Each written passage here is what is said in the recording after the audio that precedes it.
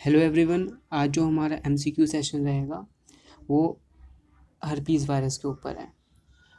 तो हमने पिछली बार जब हमने डिस्कस किया था तो उसमें हमने हर्पीज़ वायरस में डिस्कस किया था कि herpes 1 virus, herpes 2 virus, herpes की हमने सब फैमिलीज़ देखी थी। तो आज जो एमसीक्यूज़ रहेंगे वो अल्फ़ा हर्पीज़ वायरस से रिलेटेड है सारे। तो तो आप ट्राई करिए सारे क्वेश्चंस को अटेम्प्ट करने का, और जो भी डाउट होता है प्लीज़ उसको आप कमेंट में ज़रूर पूछिए, ठीक है। सुनो, वीडियो को स्टार्ट करते हैं। तो हमारा टॉपिक आज का है हर्पीज़ वायरस।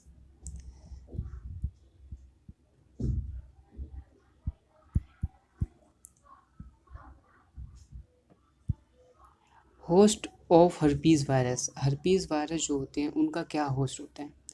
तो मैं बता दूं कि जो हर्पीज़ वायरसेस होते हैं, ठीक है, हर्पीज़ सिम्प्लेक्स वायरस जिनको कि अल्फ़ा वायरस के अंदर में ही रखा गया है, सब फैमिली है उनकी।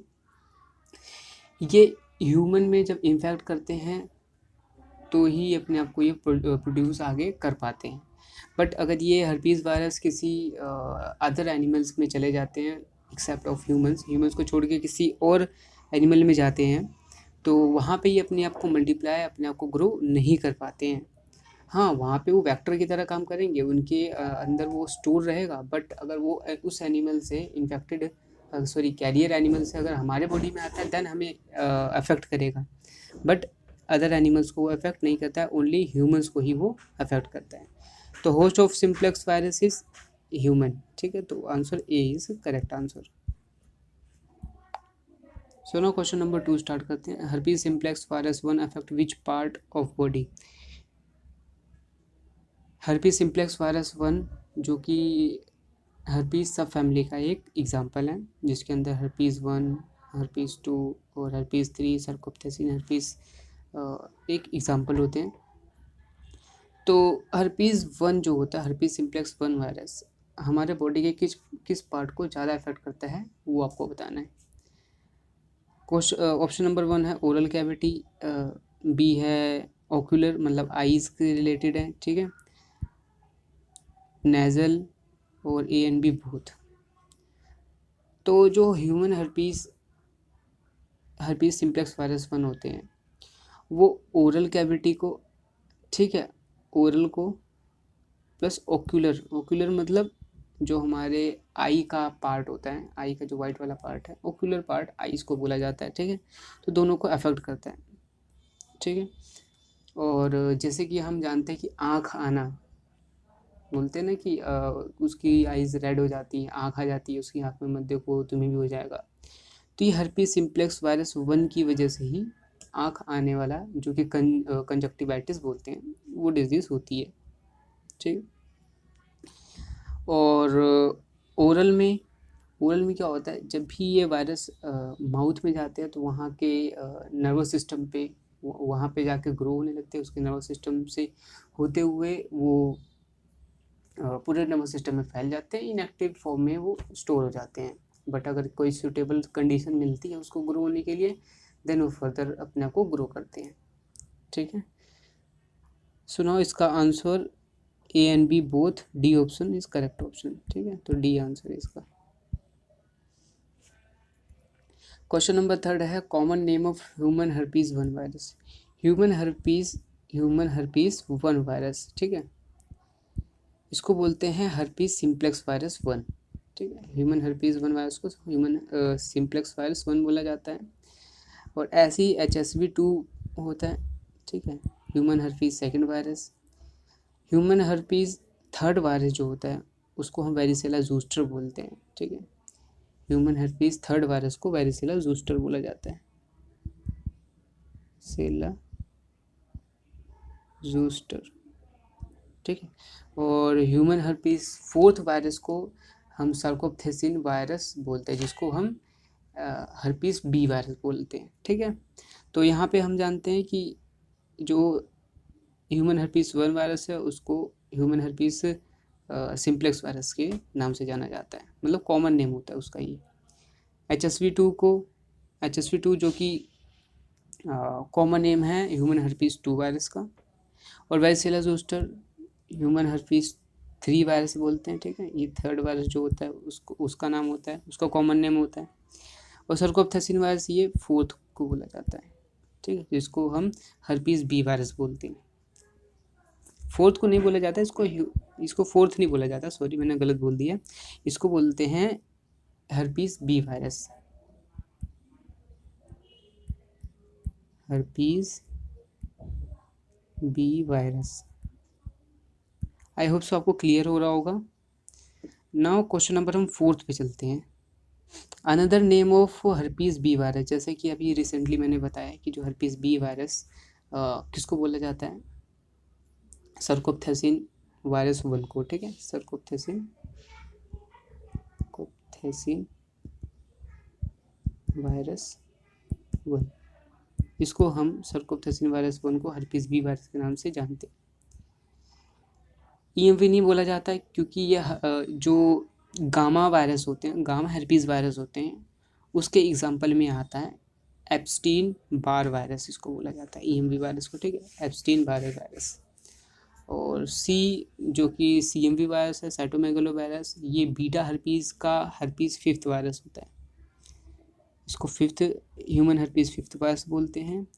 इसको एप्स्टीन वायरस बोलते हैं, एप्स्टीन EPSTEIN बार वायरस, इसके नाम से इसे जाना जाता है। ओके, तो फोर्थ का आंसर हो गया हमारा ए। नाउ क्वेश्चन नंबर 5 देखते हैं। HSV2 वायरस, ठीक है, affect which part of body. जो HSV1 वायरस का हमने भी डिस्कस किया है कि ये हमारे ओरल कैविटी और हमारे आई को अफेक्ट करता है, ठीक है। बट HSV2 वायरस किसको अफेक्ट करता है, ये वेजाइना को, cervix,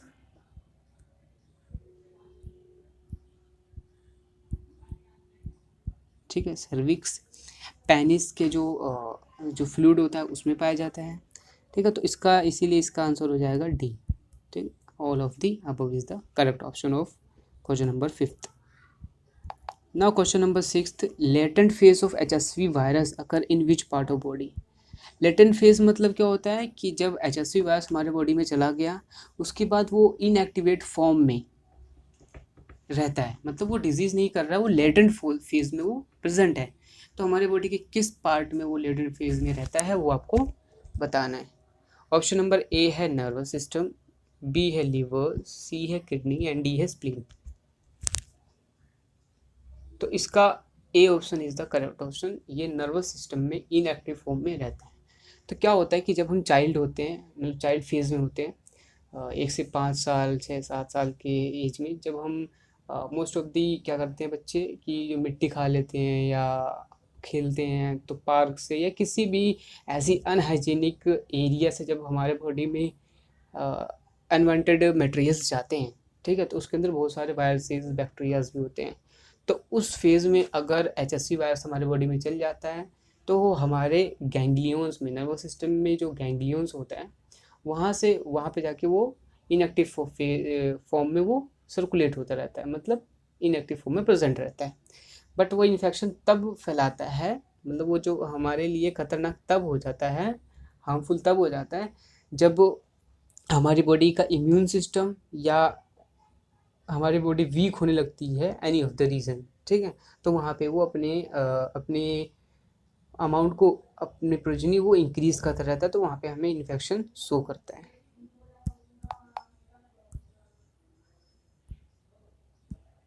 now question number 7th, reagent use to stain for HSV virus. HSV virus होता है ह्यूमन सिम्प्लेक्स वायरस, जैसे कि मैंने अभी डिस्कस किया, ये अल्फा वायरस का एग्जाम्पल है। अल्फा वायरस जो कि हर्पीस वायरस का एक सब फैमिली है, एंड हर्पीस वायरस अभी हम जान रहे हैं, यहाँ पे इसके बारे में हम क्वेश्चन स्टडी कर रहे हैं।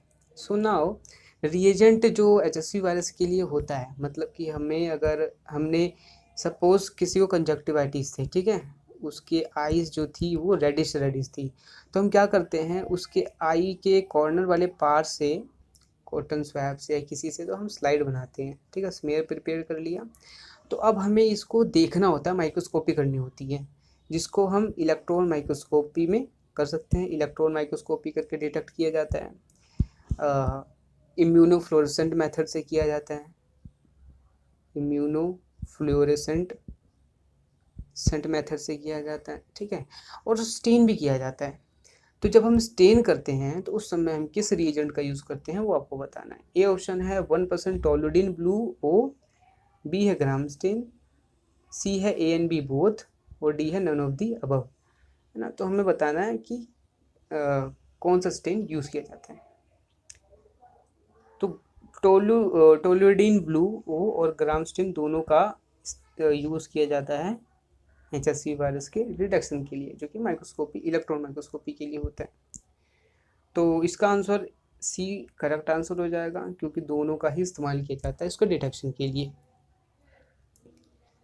एंड इम्यूनोफ्लोरेसेंट मेथड क्या होता है, इसके अंदर क्या होता है, जो HSV वायरस का एंटीबॉडी होता है, ठीक है, और एंटीजन से रिएक्शन किया जाता है, ठीक, और पर्टिकुलर कॉन्जुगेट डाला जाता है कि कलर प्रोड्यूस कर पाए। तो कलर के बेस पे हम डिटेक्ट कर पाते हैं कि कॉन्सेंट्रेशन क्या है HSV वायरस का। नाउ क्वेश्चन नंबर 9 देखते हैं। Disease caused by herpes 1 virus, herpes 1 virus द्वारा जो डिजीज़ कॉज होता है इनमें से कौन सा है वो आपको बताना है। ए है lesion on skin, lung infection, conjunctivitis और मेनिंजाइटिस। तो जो हर्पीज 1 वायरस होते हैं वो अभी मैंने डिस्कस किया था कि वो ऑक्यूलर मतलब हमारे आइज़ में इन्फेक्शन करते हैं, ठीक है। तो कंजक्टिवाइटिस भी तो सही दिख रहा है, ठीक। और हमें वो ओरल में डिजीज़ करते हैं, ठीक है। और ये हो गया ये HSV 1 वायरस का हो गया। और HSV 2 वायरस जो कि जेनाइटल्स पे इन्फेक्शन करते हैं, तो मेनिंजाइटिस लाइक ब्रेन में, ठीक है। लंग इन्फेक्शन ये कभी नहीं करते हैं। Lesions on skin, lesions on this genital करते हैं, बट वो HSV 2 वायरस करता है, ठीक है। तो ये तो हो नहीं सकता, लंग्स ऑफ इन्फेक्शन है नहीं, तो conjunctivitis is the right answer. Meningitis भी है बट मोस्ट एप्रोप्रिएट हमें देखना होता है, conjunctivitis is the right answer.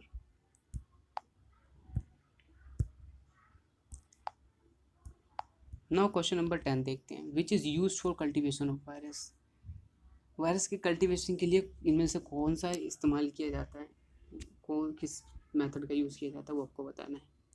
ए है अगार मीडिया, बी है मैकॉन्की मीडिया, सी है ह्यूमन फाइब्रोब्लास्ट और डी है ह्यूमन लीवर सेल्स। तो कल्टीवेशन, जब भी वायरस का कल्टीवेशन होता है उसके लिए हम माइस का इस्तेमाल करते हैं, ठीक है। और या तो एम्ब्रियोनेटेड एग के जो कोरियोनिक मेम्ब्रेन होती है उसमें इंजेक्ट किया जाता है, या तो ह्यूमन का फाइब्रोब्लास्ट सेल लिया जाता है, ठीक है।